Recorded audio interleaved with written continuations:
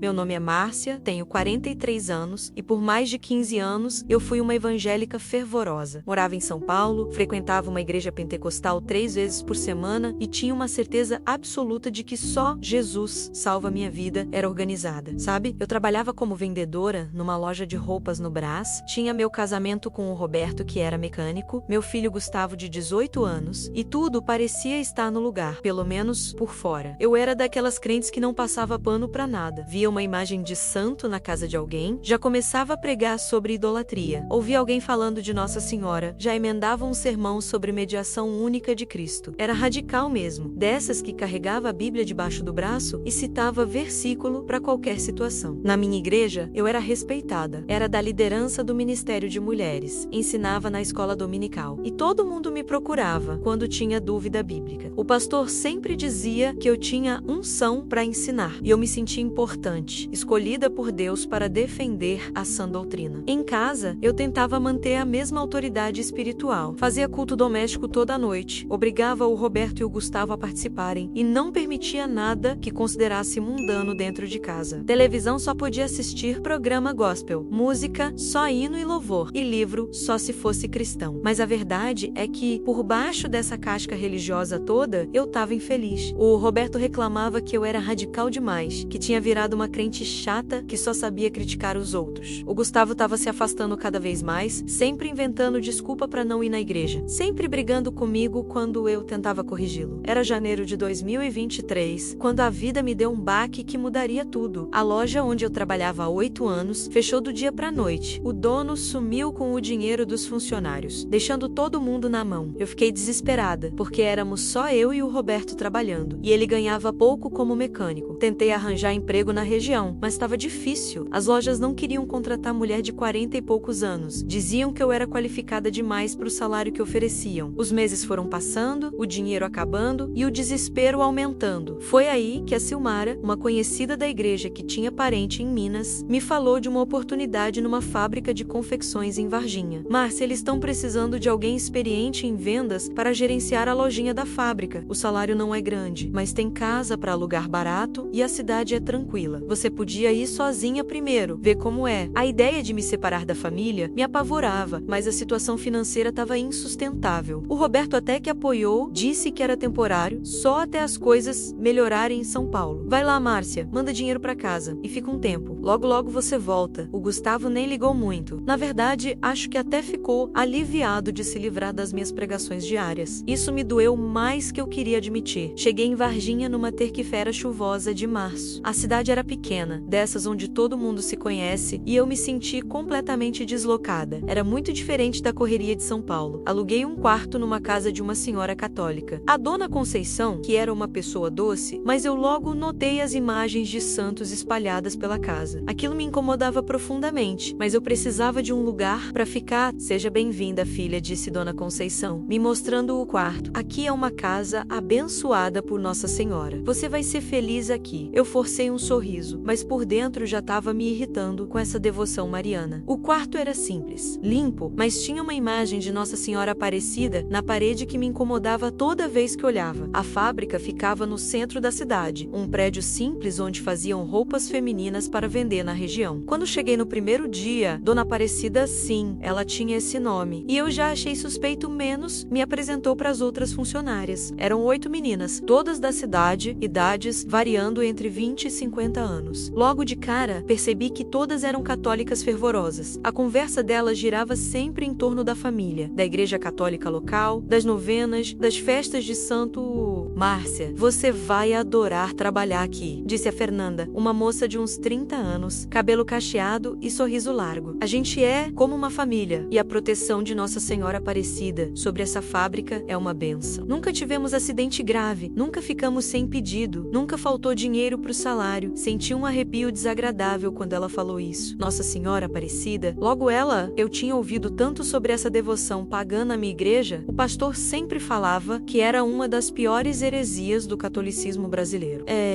Que bom, respondi, forçando um sorriso e já pensando em como ia evangelizar aquelas mulheres. A Joana, a mais velha do grupo, uma senhora de uns 50 anos, mãe de 4 filhos, me contou sua história no primeiro almoço. Sabe, Márcia, eu era evangélica também, há uns 20 anos. Ia numa igreja universal, mas quando minha filha mais nova ficou doente, desenganada pelos médicos, eu prometi para Nossa Senhora que se ela salvasse minha menina, eu me converteria. E não é que minha filha sarou milagrosamente. Hoje ela tem 20 anos, é saudável, e eu nunca mais deixei de agradecer Nossa Senhora por essa graça. Aquilo me irritou profundamente. Joana, disse tentando controlar o tom. Mas você não acha que foi Jesus quem curou sua filha? Por que dar glória para uma imagem? Ela me olhou com paciência. Claro que foi Jesus, filha, mas Nossa Senhora intercedeu por mim junto ao filho dela. Ela não é Deus. Ela é a mãe que leva nossos pedidos para o Salvador. Mas Jesus mesmo diz que ele é o único mediador. Rebati, já sentindo o sangue ferver. Primeira carta de Timóteo, capítulo 2, versículo 5. Porque há um só Deus e um só mediador entre Deus e os homens, Jesus Cristo, homem. O silêncio que se fez foi constrangedor. As outras meninas pararam de comer e me olharam com uma expressão estranha. Não era raiva, não era desprezo, era pena. Uma pena que me deixou ainda mais irritada. Nos primeiros dias, tentei manter distância das conversas religiosas, mas era impossível. Elas falavam de Nossa Senhora o tempo todo, com uma naturalidade, um carinho, uma intimidade que me desconcertava. Nossa Senhora me livrou de um acidente ontem, dizia Cláudia, uma moça de 20 e poucos anos. Ia atravessar a rua distraída e senti como se alguém tivesse segurado meu braço. Quando olhei, vinha um caminhão em alta velocidade. Nossa Senhora intercedeu pelo meu marido no hospital, contava Rosa, costureira há 10 anos na fábrica. Os médicos não sabiam mais o que fazer com a pneumonia dele e eu rezava o terço dia e noite. De repente, ele começou a melhorar sem explicação. Cada história dessa era como um soco no meu estômago. Como aquelas mulheres simples conseguiam ter uma fé tão viva. Na minha igreja, a gente falava muito de Jesus, citava muitos versículos, fazia muitas orações, mas eu nunca tinha visto tantos relatos de intervenção divina na vida prática. E tinha outra coisa que me incomodava, elas eram genuinamente felizes, trabalhavam pesado, ganhavam pouco, tinham problemas como todo mundo, mas emanavam uma paz, uma alegria, uma serenidade que eu não tinha. Na primeira semana, tentei me controlar, mas na segunda semana não consegui mais. Durante o almoço, quando a Fernanda começou a contar como tinha rezado uma novena para Nossa Senhora Aparecida e conseguido um dinheiro inesperado para pagar a conta de luz do filho doente, eu explodi. Gente, vocês não percebem que isso é idolatria? Disse alto, fazendo todas pararem de comer. A Bíblia é clara: não terás outros deuses diante de mim. Êxodo capítulo 20, versículo 3. Vocês estão adorando uma imagem de gesso? Só Jesus salva. Só ele é mediador entre Deus e os homens. O silêncio foi tenso. As meninas me olharam com tristeza, não com raiva. Márcia, disse a Joana com voz calma, ninguém aqui adora imagem, filha. A gente pede intercessão de Nossa Senhora, que é a mãe de Jesus. Ela leva nossos pedidos pro filho dela, como qualquer mãe faz. Isso é invenção da Igreja Católica. Rebati, agora já exaltada. Jesus mesmo disse: eu sou o caminho, a verdade e a vida. Ninguém vem ao Pai senão por mim. João capítulo 14, versículo 6. Não precisa de intermediário. Mas Márcia, interferiu a Fernanda com delicadeza. Quando você quer pedir algo pro seu chefe, você não pede para a secretária dele falar com ele primeiro? Nossa Senhora é como uma secretária do coração de Jesus. Não comparem Deus com o patrão. Gritei, perdendo totalmente a compostura. Vocês estão ofendendo a majestade divina com essas comparações mundanas. Elas ficaram quietas, mas eu via que estavam profundamente magoadas. O resto do dia foi estranho, com um clima pesado que me deixou desconfortável. À noite, liguei pro Roberto, precisando de apoio. Roberto, essas mulheres aqui são todas católicas fanáticas. Ficam falando de Nossa Senhora o dia inteiro, parece que não conhecem Jesus direito. Márcia, ele respondeu cansado. Você vai começar a criar problema aí também? Você não pode simplesmente trabalhar em paz sem ficar evangelizando todo mundo. Aquilo me doeu. Meu próprio marido não estava me apoiando na defesa da fé. Roberto, eu tenho obrigação de pregar a verdade. Paulo disse: ai de mim se não evangelizar. Ai, Márcia, pelo amor de Deus. Você não cansa de ser assim? Por que você não pode ser mais normal? A ligação terminou com ele desligando na minha cara. Tentei ligar pro Gustavo, mas ele nem atendeu. Os dias foram passando e eu continuava com essa batalha interna. Por um lado, me sentia obrigada a evangelizar aquelas meninas, mostrar para elas o erro da devoção mariana. Por outro lado, comecei a perceber algo que me incomodava ainda mais. Elas eram diferentes, tinham uma paz genuína, uma alegria verdadeira, uma fé prática que se manifestava em atitudes concretas de amor. Elas se ajudavam mutuamente, sem esperar nada em troca. Quando a Rosa ficou doente, todas se cotizaram para comprar remédio para ela. Quando a filha da Cláudia precisou de uniforme escolar, as meninas fizeram uma vaquinha. Quando a Fernanda ficou desempregada por um mês, o almoço dela era pago por todas, sem alarde, sem fazer propaganda da caridade. Na minha igreja, a gente falava muito de amor cristão, mas eu nunca tinha visto tanta solidariedade prática. E o pior, elas praticavam essa caridade em nome de Nossa Senhora, pedindo para ela abençoar quem estavam ajudando. Enquanto isso, minha vida pessoal ia de mal a pior. O Roberto ligava cada vez menos, e quando ligava, era só para reclamar da situação financeira ou para brigar comigo por ter ido embora. Você abandonou a família, Márcia. Abandonou sua igreja, seus princípios, tudo. E pra quê? Pra ganhar uma miséria numa cidade perdida no interior. E o Gustavo simplesmente parou de atender minhas ligações. Quando conseguia falar com ele, era sempre corrido, sempre com pressa. Mãe, estou trabalhando. Ou mãe, vou sair com os amigos. Ou mãe, depois a gente conversa. Sentia que estava perdendo meu filho e isso me desesperava. Nas orações, eu pedi a Deus para restaurar minha família, para abrir uma oportunidade melhor em São Paulo, para eu poder voltar para casa, mas parecia que Deus não me ouvia. As noites no quarto da Dona Conceição eram as piores. Eu rezava, lia a Bíblia, tentava sentir a presença de Deus, mas parecia que ele tinha se afastado de mim. Sentia uma secura espiritual terrível, como se fosse um deserto no coração. Será que era castigo por ter saído da igreja? Por ter vindo para um lugar cheio de católicos? Por ter abandonado meu posto de liderança no Ministério de Mulheres? Eu não sabia mais. Foi em maio que a situação na fábrica ficou mais tensa. Dona Aparecida menos, e eu cada vez mais desconfiava que esse nome não era coincidência. Menos decidiu que ia colocar uma imagem pequena de Nossa Senhora Aparecida no refeitório. Meninas, disse numa manhã de segunda-feira. Trouxe essa imagem benzida lá em Aparecida do Norte para proteger nossa fábrica e nossas famílias. Vamos colocar ali no cantinho do refeitório junto com umas flores. A imagem era pequena, de uns 15 centímetros, mas para mim representava tudo que eu rejeitava. Era bonita, bem pintada, com aquele manto azul e a expressão serena, mas eu só conseguia ver idolatria. As meninas ficaram emocionadas. Que lindo, Dona Aparecida! Agora sim, vamos ter proteção total. Nossa Senhora vai abençoar ainda mais nosso trabalho. Vou trazer flores do meu quintal toda semana. Eu senti uma revolta subindo pelo peito, como lava de vulcão. Não conseguia mais ficar calada, vendo aquela idolatria descarada sendo instalada oficialmente no meu ambiente de trabalho. Dona Aparecida, disse levantando da minha mesa, com voz trêmula de indignação. Com todo respeito, isso vai contra a minha fé. Eu não posso trabalhar num lugar que pratique idolatria. O silêncio foi total. Todas as conversas pararam, todos os olhares se voltaram para mim. Dona Aparecida me olhou com surpresa, mas não com raiva. Márcia, querida, você pode ter sua fé em paz. Ninguém está obrigando você a rezar para a imagem. É só uma proteção profábrica, mas a presença dela aqui já é um pecado. Insisti, sentindo o coração bater acelerado. A Bíblia condena isso claramente. Deuteronômio capítulo 4. Guardai, pois, com diligência as vossas almas, para que não vos corrompais, fazendo alguma escultura, imagem de qualquer figura. Foi então que fiz algo que me envergonho até hoje, mas que na época me pareceu uma obrigação cristã. Fui até minha bolsa, peguei minha Bíblia menos, aquela Bíblia que eu carregava há 15 anos, cheia de anotações e sublinhados, e comecei a ler em voz alta, bem alto, os versículos sobre idolatria. Não farás para ti imagem de escultura, nem alguma semelhança do que há em cima nos céus, nem embaixo na terra, nem nas águas debaixo da terra. Li alto, olhando diretamente para as meninas. Não te encurvarás a elas, nem as servirás. Porque eu, o Senhor, teu Deus, sou Deus zeloso. Continuei lendo versículo após versículo, citando Isaías, Jeremias, os Salmos, todos os textos que condenavam a adoração de imagens. Minha voz ecoava pelo refeitório, e eu me sentia como uma profetisa do Antigo Testamento, denunciando a idolatria do povo. Os ídolos deles são prata e ouro, obra das mãos dos homens. Tem boca, mas não falam. Tem olhos, mas não veem. Continuei, apontando para a imagem. Tornem-se semelhantes a eles os que os fazem, assim como todos todos os que confiam neles. As meninas ficaram quietas, algumas com os olhos marejados. Dona Aparecida balançou a cabeça tristemente e saiu da sala sem dizer uma palavra. Naquele momento, eu me senti vitoriosa. Tinha defendido a palavra de Deus, tinha tomado uma posição firme pela verdade bíblica contra a heresia católica. Tinha cumprido meu dever como cristã de expor o erro e proclamar a verdade. Mas quando olhei para os rostos daquelas mulheres, menos mulheres que tinham me recebido com carinho, que tinham tentado me incluir no grupo delas, que sempre me trataram como irmã, vi que estavam profundamente magoadas. Márcia, disse a Fernanda com a voz embargada, a gente só queria ser sua amiga. A gente nunca desrespeitou sua fé, porque você não pode respeitar a nossa. E ela tinha razão. Em todos aqueles meses, elas nunca tinham tentado me converter, nunca tinham criticado minha religião, nunca tinham me pressionado a participar de suas devoções. Pelo contrário, sempre me incluíam nas conversas, me convidavam para os churrascos de fim de semana, me ofereciam carona, me tratavam como família. É que eu tenho a obrigação de defender a verdade, murmurei, mas minha voz já não tinha a mesma convicção. A verdade do que, Márcia? Perguntou a Juana com tristeza. A verdade do amor, porque a gente só tem tentado te amar. A verdade da fé, porque a gente ama Jesus tanto quanto você. A verdade da Bíblia, porque a gente lê a Bíblia também. Não soube o que responder. Guardei minha Bíblia e voltei para o meu posto de trabalho, mas o mal-estar era terrível. Aquela noite voltei para o meu quarto com o peito apertado, o coração partido entre a certeza doutrinária e o remorso pelo mal que tinha causado. Tinha feito a coisa certa defendendo a verdade bíblica, mas por que me sentia tão vazia por dentro? Por que, em vez de sentir a aprovação de Deus, eu senti um vazio crescente na alma? Liguei pro Roberto, precisava de apoio, de alguém que me entendesse, que confirmasse que eu tinha agido certo. Roberto, hoje eu tive que tomar uma posição firme aqui na fábrica. Elas colocaram uma imagem de Nossa Senhora no refeitório e eu não podia ficar calada. Mas ele estava alterado, tinha bebido, e sua resposta me destruiu. Márcia, que história é essa que você tá brigando com todo mundo aí? A dona Conceição me ligou preocupada com você. Disse que você está criando confusão no trabalho, que as pessoas estão comentando na cidade. Eu tava defendendo nossa fé, Roberto. Defendendo a Bíblia. Nossa fé? Que nossa fé, Márcia? Você me abandonou aqui, abandonou seu filho para ir morar numa cidade de católico e ainda quer dar lição de moral em todo mundo? Você está parecendo louca, mulher. Roberto, como você pode falar isso? Eu sempre defendi nossa fé. Fé? Márcia, você não tem fé. Você tem mania de perseguição. Você não consegue conviver com ninguém que pensa diferente. Por isso nosso filho não quer falar com você. Por isso eu tô cansado dessa vida. A ligação terminou numa briga feia, com ele desligando e não atendendo quando tentei ligar de volta. Tentei ligar pro Gustavo, mas caiu direto na caixa postal. Naquela madrugada, sentada na cama, olhando para a imagem de Nossa Senhora que a dona Conceição tinha na parede do quarto. Eu me sentia a pessoa mais sozinha do mundo. Tinha perdido minha igreja quando saí de São Paulo. Meu casamento estava desmoronando à distância. Meu filho tinha se afastado de mim e agora até as colegas de trabalho estavam me evitando. Por que, Deus? Perguntei em voz baixa, olhando pro teto. Por que eu estou passando por isso? Eu sempre tentei te servir, sempre li tua palavra, sempre defendi tua verdade. Por que me sinto tão abandonada? A imagem na parede parecia me olhar com uma expressão de compaixão que eu nunca tinha percebido antes. Aqueles olhos pintados pareciam transmitir uma ternura maternal, um convite silencioso para me aproximar, mas eu balancei a cabeça violentamente, afastando esses pensamentos. É só sugestão, murmurei. É só cansaço, solidão, imaginação. Eu não vou cair nessa tentação. Os dias seguintes foram os piores da minha vida. Na fábrica, as meninas me cumprimentavam educadamente, mas a intimidade tinha se perdido completamente. Elas conversavam entre si sobre suas vidas, sobre suas famílias, sobre suas devoções, mas comigo era só o necessário para o trabalho. Eu tentava ler a Bíblia, orar, buscar consolo na palavra, mas parecia que até Deus tinha ficado surdo às minhas orações. Senti uma secura espiritual terrível, como se fosse um deserto no coração, como se as palavras das Escrituras fossem só tinta no papel. Durante o dia, fingindo trabalhar, eu observava aquelas mulheres. Elas continuavam sendo solidárias umas com as outras. Continuavam tendo aquela paz inexplicável. Continuavam demonstrando uma fé viva que se manifestava em gestos concretos de amor. E eu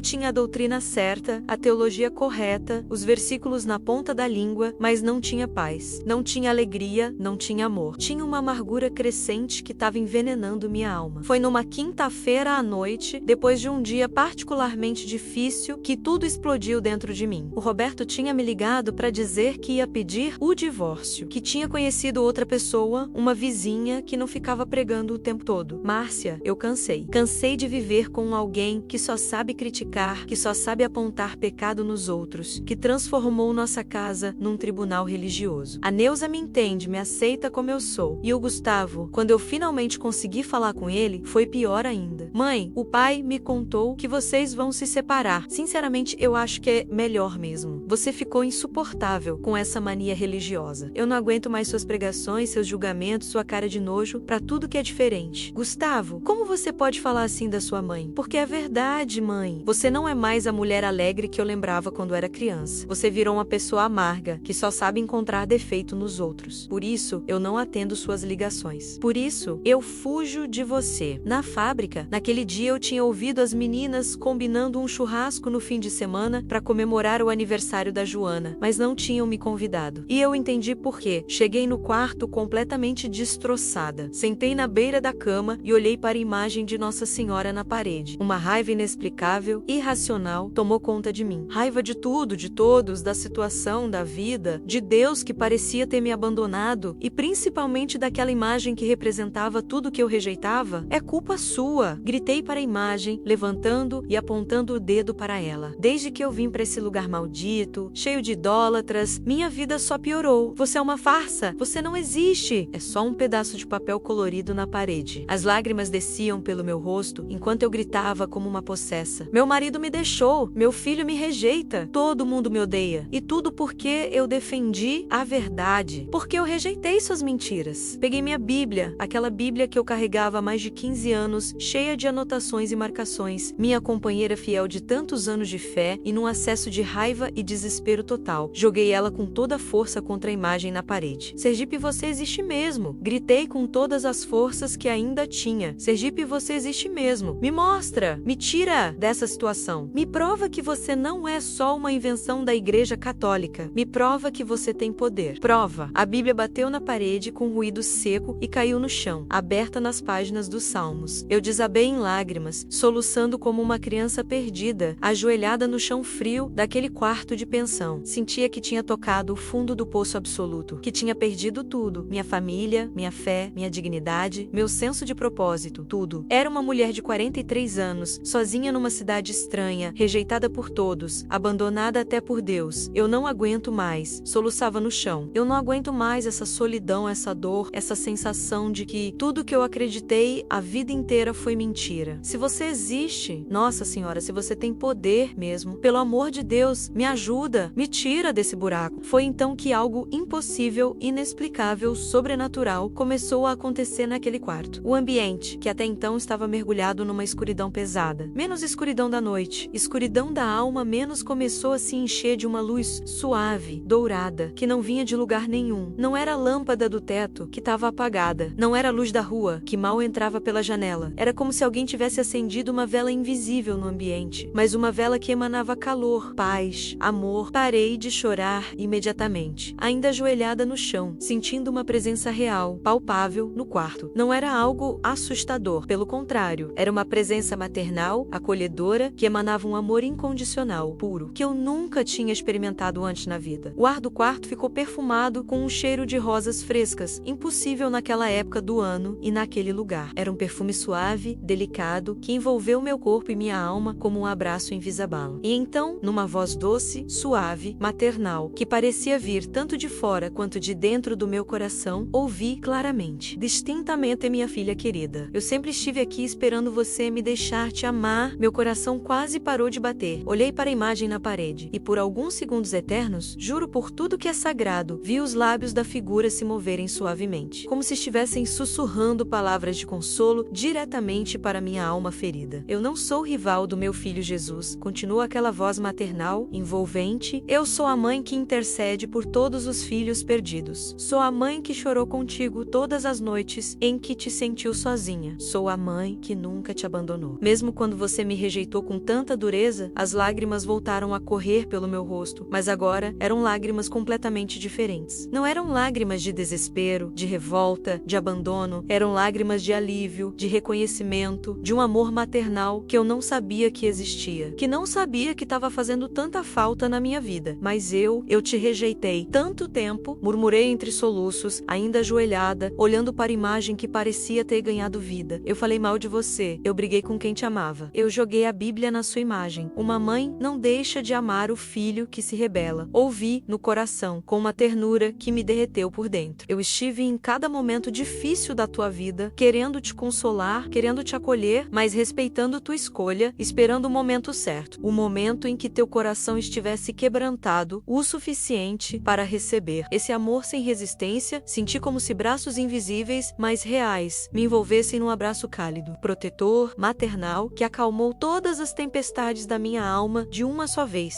Pela primeira vez em meses, talvez em anos, senti uma paz completa, verdadeira, que penetrava até os ossos. Eu não entendo, sussurrei, ainda tremendo. Como pode ser real? Eu pensei que vocês católicos estavam errados, que era idolatria, que... Filha querida, a voz continuou com uma paciência infinita. O amor de Deus é maior que todas as nossas teologias, maior que todas as nossas divisões humanas. Eu não vim para diminuir Jesus, vim para te levar até Ele pelo caminho do coração de mãe. Todas aquelas meninas na fábrica que tu julgaste com tanta dureza, elas conhecem meu Jesus através do meu amor maternal. Elas sentem o calor do Salvador através do meu colo. Era verdade, e eu sabia disso no fundo do coração. Eu tinha visto a fé genuína daquelas mulheres, o amor real que elas demonstravam por Jesus Cristo através da devoção mariana. Tinha visto a diferença nas vidas delas, a paz que emanavam, a alegria sincera, a caridade prática. E eu tinha rejeitado tudo isso por causa do meu preconceito doutrinário, da minha arrogância teológica. Nossa Senhora! Falei pela primeira vez na vida, e as palavras saíram naturalmente do coração, sem esforço, como se sempre tivessem estado ali, esperando para serem pronunciadas. Me perdoa por ter te rejeitado tanto tempo. Me perdoa por ter falado mal de quem te ama. Me perdoa por ter sido tão dura, tão orgulhosa, tão cega pro teu amor. Já está perdoado, minha filha. Tudo já está perdoado. Ouvi com uma doçura que me fez chorar ainda mais. Agora, deixa eu cuidar de ti. Deixa eu te mostrar como é bom ter uma mãe celestial que intercede, que cuida, que nunca abandona, que leva todos os filhos feridos até o coração misericordioso do meu Jesus. Naquele momento, senti uma transformação completa acontecendo dentro de mim. Não era só uma mudança de opinião religiosa, não era só uma conversão denominacional, era um renascimento do coração, uma cicatrização de feridas que eu nem sabia que tinha, uma descoberta de que eu podia ser amada incondicionalmente. Minha filha, continua a voz maternal, eu vou cuidar da tua família, vou interceder pelo Roberto, pelo Gustavo, por todos que tu amas, mas primeiro, deixa eu curar esse coração ferido, deixa eu ensinar você a amar como eu amo, sem julgamento, sem arrogância, sem dureza. Fiquei ali ajoelhada, não sei por quanto tempo, envolvida naquela presença, naquela luz, naquele perfume de rosas, naquele amor maternal que preenchia todos os vazios da minha alma. Sentia como se estivesse sendo embalada no colo de uma mãe perfeita, que conhecia todas as minhas dores e me amava mesmo assim. Quando a experiência terminou, e eu nem sei direito quando terminou, porque foi gradual como um nascer do sol, era uma pessoa completamente diferente. A luz dourada foi diminuindo devagar, o perfume de rosas foi se dissipando suavemente, mas a paz, o amor, a certeza do cuidado maternal permaneceram gravados na minha alma para sempre. Levantei do chão com as pernas bambas, peguei minha Bíblia que tinha caído aberta nos Salmos e li o versículo que estava bem na minha frente, como a corça brama pelas correntes das águas. Assim suspira a minha alma por ti, ó Deus. Era exatamente isso. Minha alma tinha bramado, suspirado, gritado por Deus. E ele tinha respondido através do coração maternal de Maria Santíssima. Quando amanheceu, era uma pessoa nova. Levantei cedo, tomei banho, me arrumei e pela primeira vez em semanas senti vontade genuína de ir trabalhar. Mas não para brigar, não para evangelizar, não para provar que eu estava certa, para pedir perdão e aprender a amar. Cheguei na fábrica com o coração na mão. Esperei todas chegarem e reuni elas no refeitório antes de começar o expediente. Gente, comecei com a voz trêmula, olhando para cada uma delas. Eu preciso pedir perdão para vocês. Perdão por ter sido tão intolerante, tão desrespeitosa, tão arrogante. Vocês sempre me trataram como irmã, me acolheram com carinho, tentaram me incluir na família de vocês e eu fui orgulhosa demais, dura demais para reconhecer o amor que vocês ofereciam. As lágrimas desciam pelo meu rosto, mas continuei. Ontem à noite eu tive uma experiência que mudou minha vida para sempre. Nossa Senhora Aparecida se manifestou para mim de um jeito que eu nunca imaginei que fosse possível. incomparável. Ela me mostrou que não é rival de Jesus, mas a mãe que intercede por todos nós, que nos leva até ele pelo caminho do amor maternal. O silêncio foi total, mas era um silêncio diferente. Não era constrangimento, não era desconfiança, era emoção pura, lágrimas nos olhos de todas elas. Márcia, disse a Fernanda com a voz embargada, a gente rezou tanto para Nossa Senhora por você toda noite, depois que você saía. A gente fazia uma oração pedindo para ela tocar no seu coração, para você descobrir como ela é amorosa, como ela não quer dividir nada com Jesus, só quer nos levar até ele. A gente nunca ficou com raiva de você, acrescentou a Joana, enxugando os olhos. A gente só ficava triste porque via que você estava sofrendo, que você estava amargurada, e a gente sabia que Nossa Senhora podia curar essa dor. Uma por uma, as meninas vieram me abraçar. E eu senti que não tinha só recuperado colegas de trabalho, tinha ganhado irmãs de fé, irmãs de coração, irmãs no amor de Nossa Senhora. Agora você vai ver como é bom ter Nossa Senhora na vida, disse a Rosa sorrindo, através das lágrimas. Ela vai interceder por tua família, pelo teu casamento, pelo teu filho. Ela nunca desiste dos filhos, nunca deixa ninguém perdido. E não é que ela tinha razão? Nos dias seguintes, comecei a rezar o terço pela primeira vez na vida. No início era estranho, não sabia direito as orações, mas as meninas me ensinaram com paciência. E cada Ave Maria que eu rezava, sentia como se estivesse conversando com uma mãe carinhosa, que realmente se importava com meus problemas. Rezava especialmente pela minha família. Pedia para Nossa Senhora interceder pelo Roberto, pelo Gustavo, para que eles pudessem me perdoar pelos anos de dureza, de julgamento, de falta de amor genuíno. E as mudanças começaram a acontecer de um jeito que só podia ser intervenção divina. O Roberto me ligou uma semana depois, com a voz diferente, mais calma. Márcia, não sei explicar direito, mas acordo pensando em você todos os dias. Tenho sonhado com você, com nossa família. Será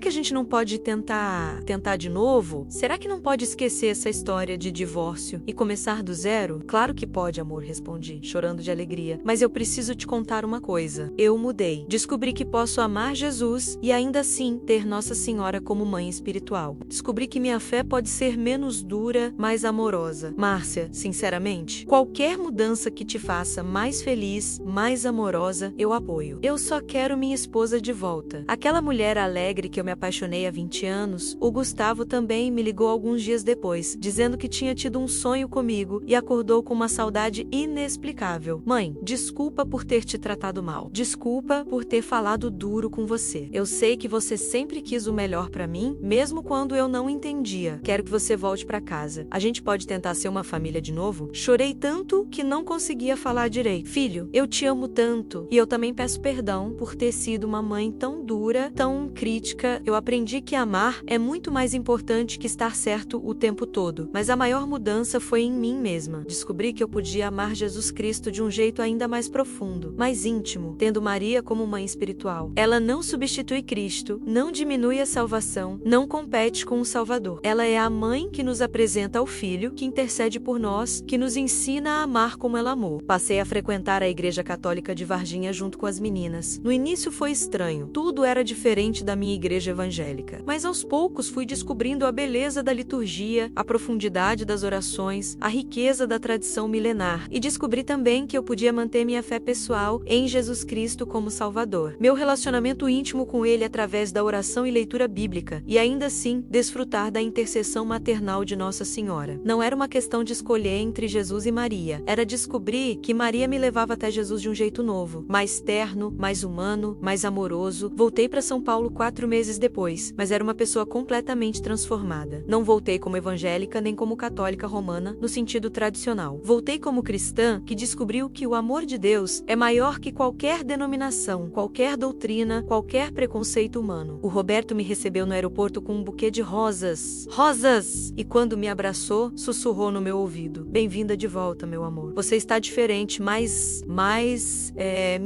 O Gustavo, que agora tinha 19 anos, também me abraçou forte e disse: Mãe, você está com um brilho no olho que eu não vi há anos. O que aconteceu em Minas? Contei para eles sobre minha experiência com Nossa Senhora Aparecida, sobre como ela tinha me ensinado a amar sem julgamento, a ter fé sem dureza, a ser cristã sem arrogância. O Roberto, que sempre foi meio agnóstico, ficou impressionado. Márcia, se isso te fez bem, se isso te trouxe paz, eu respeito completamente. Aliás, eu até quero conhecer mais sobre essa devoção. O Gustavo também se interessou. Mãe, posso rezar o terço com você às vezes? Quero entender melhor essa fé que te transformou tanto. Hoje, 3 anos depois, minha vida é completamente diferente. O Roberto e eu renovamos nossos votos matrimoniais numa cerimônia simples, mas cheia de amor verdadeiro. Agora nossa fé é mais madura, mais aberta, mais amorosa. Ele começou a frequentar a igreja católica comigo e descobriu uma espiritualidade que nunca tinha experimentado. Márcia, aqui eu me sinto mais próximo de Deus. É diferente, mais místico, mais profundo. O Gustavo também se aproximou da fé de um jeito que nunca tinha acontecido quando eu era evangélica radical. Às vezes reza o terço comigo, participa das novenas e até já foi comigo em Romaria à Aparecida do Norte. Mãe, essa Nossa Senhora que você conheceu realmente mudou nossa família. Ele me disse uma vez: antes você era religiosa, mas era dura. Agora você é espiritual e é amorosa. É muito melhor assim. As meninas da fábrica continuam sendo minhas amigas mais queridas. Formamos um grupo no WhatsApp onde compartilhamos orações, dividimos alegrias e tristezas e nos apoiamos mutuamente na fé. Vou visitar Varginha todo ano no dia de Nossa Senhora Aparecida, dia 12 de outubro, para agradecer pela intervenção que mudou minha vida para sempre. E sempre digo para elas: obrigada por terem rezado por mim quando eu não merecia, quando eu era dura com vocês. A Fernanda sempre responde: Márcia, Nossa Senhora nunca desiste de nenhum filho. A gente sabia que ela ia tocar no seu coração na hora certa. Descobri que Nossa Senhora Aparecida não é só padroeira do Brasil. Ela é mãe universal de todos os que sofrem, de todos os que se sentem perdidos, de todos os que precisam de intercessão maternal, de amor incondicional, de cuidado espiritual. Ela pega nossa mão machucada pela vida e nos leva até Jesus, sussurrando no ouvido do filho: olha esse filho meu, Senhor, ele está precisando de ti, está sofrendo, está perdido, cuida dele. Para mim, minha vida hoje tem um propósito completamente novo: mostrar para outros evangélicos que é possível amar Jesus Cristo como Salvador pessoal e ainda assim reconhecer o papel especial de Maria na história da salvação e na vida espiritual dos cristãos. Não é idolatria, é reconhecer que Deus escolheu uma mãe terrestre para o seu filho. E essa mesma mãe continua exercendo seu papel maternal no céu, intercedendo por todos nós que ainda lutamos na terra. Participo de grupos ecumênicos onde católicos e evangélicos se reúnem para orar juntos, estudar a Bíblia juntos, servir aos pobres juntos. E sempre que posso, compartilho meu testemunho sobre como Nossa Senhora me aproximou de Jesus, não me afastou. Muitos evangélicos me ouvem com interesse, alguns com resistência, mas todos percebem que minha fé em Cristo não diminuiu, pelo contrário, aumentou. Tenho uma intimidade maior com Jesus agora que tenho Maria como mãe espiritual. Quando me perguntam como foi possível essa mudança tão radical, eu sempre digo: foi o amor, foi descobrir que o amor de Deus é grande demais para caber nas nossas caixinhas doutrinárias, nas nossas divisões denominacionais, nos nossos preconceitos teológicos. Foi descobrir que posso ter Jesus no coração como Salvador e Senhor, e ainda assim ter Maria como Mãe Celestial, sem precisar abrir mão de nada da minha fé bíblica, só ganhando dimensões novas de amor, ternura, cuidado maternal. Nossa Senhora Aparecida me mostrou que ela não veio para dividir o corpo de Cristo, mas para unir. Não veio para competir com Jesus, mas para nos apresentar a Ele de um jeito mais humano, mais terno, mais acessível. Quantas vezes, quando estou passando por dificuldade, me ajoelho diante da imagem dela que agora tenho em casa, menos a mesma imagem que Dona Conceição me deu de presente quando voltei para São Paulo, e falo: mãe, intercede por mim, leva meus problemas pro teu filho, cuida da minha família. E sempre sinto aquela paz, aquela certeza de que uma mãe celestial está cuidando de mim, está orando por mim, está me protegendo com o seu manto maternal. O Roberto às vezes me encontra rezando assim e diz: Márcia, você conversa com Nossa Senhora como se ela fosse sua mãe de verdade. E eu respondo: é porque ela é amor. Ela é minha mãe celestial, como é mãe de todos os que aceitam esse amor maternal. Não é fanatismo, não é superstição, é relacionamento. É descobrir que no céu temos não só um Pai amoroso em Deus, não só um irmão salvador em Jesus, mas também uma mãe carinhosa em Maria Santíssima. É isso que eu queria dividir com vocês que me ouvem agora. Às vezes Deus usa até nossa rejeição, nossa teimosia, nossa dor mais profunda para nos mostrar verdades que nossa mente preconceituosa, nossa arrogância doutrinária não conseguia enxergar antes. Nossa Senhora Aparecida esperou pacientemente que meu coração estivesse quebrantado o suficiente, que minha autossuficiência religiosa estivesse despedaçada o suficiente para então me acolher como só uma mãe sabe acolher. Ela não me condenou por ter a rejeitado por tanto tempo, não me me humilhou por ter falado mal dela e de quem a amava. Simplesmente me abraçou, me consolou, me curou e me ensinou que o amor verdadeiro não guarda rancor, não cobra o passado, só quer o bem do filho. Quantos de vocês que me ouvem agora talvez tenham a mesma resistência que eu tinha? Quantos foram ensinados que devoção mariana é idolatria, que católico não é cristão de verdade, que Nossa Senhora compete com Jesus? Eu entendo essa resistência porque eu vivi ela durante 15 anos, mas quero dizer com toda sinceridade: experimentem, façam uma oração simples, humilde, pedindo para Nossa Senhora mostrar se ela é real, se ela realmente intercede, se ela realmente é a mãe amorosa que os católicos dizem que ela é. Não percam a fé em Jesus Cristo, pelo contrário. Deixem que Maria os leve até ele de um jeito novo. Descubram que é possível ser bíblico e mariano, evangélico no coração e católico na devoção, protestante na convicção e universal no amor. Deus é maior que nossas divisões. O amor de Cristo é mais largo que nossas denominações e o cuidado maternal de Nossa Senhora é mais amplo que nossas diferenças doutrinárias. Que Nossa Senhora Aparecida interceda por cada pessoa que ouvir esse testemunho, especialmente por aqueles que têm resistência como eu tinha. Que ela mostre para cada um, na hora certa, do jeito certo. Que ser mãe de Jesus não a torna rival dele, mas intercessora por todos nós. Que ela leve todos nós até Jesus, do jeito que só uma mãe consegue levar, com ternura, com paciência, com amor incondicional, e que possamos descobrir, como eu descobri naquele quarto em Varginha, que o amor de Deus é sempre maior que nossos preconceitos, sempre mais largo que nossas doutrinas, sempre mais profundo que nossa compreensão humana. Nossa Senhora Aparecida, rogai por nós, convertei-nos, sede nosso refúgio e nossa esperança. Levai-nos sempre ao vosso Filho Jesus, fonte de toda salvação e vida eterna. E que todos possamos dizer, como eu digo hoje, com todo o coração: obrigada, Nossa Senhora, por não ter desistido de mim. Obrigada por ter esperado pacientemente que eu descobrisse que você é realmente a mãe que Deus deu para todos nós. Amém.